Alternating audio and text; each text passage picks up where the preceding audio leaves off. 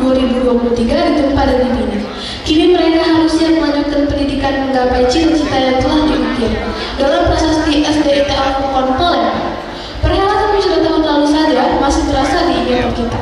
Dan tanpa terasa, tahun ini SDIT Al-Furqan Palembang sudah kembali melahirkan generasi emas yang sudah siap bertarung dalam pendidikan berkelanjutan.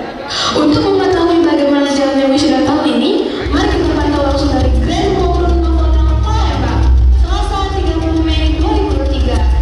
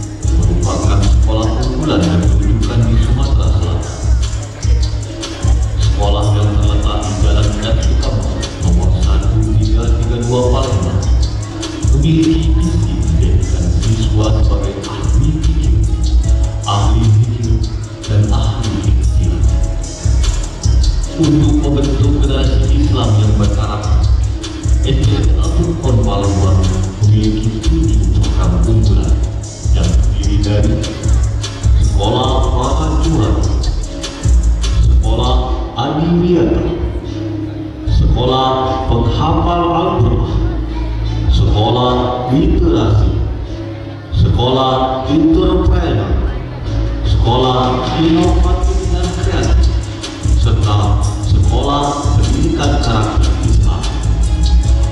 Sekolah yang berakreditasi A oleh Badan Akreditasi Nasional dan berlisensi B5 oleh Jaringan Sekolah Islam Terpadu Nasional berkomitmen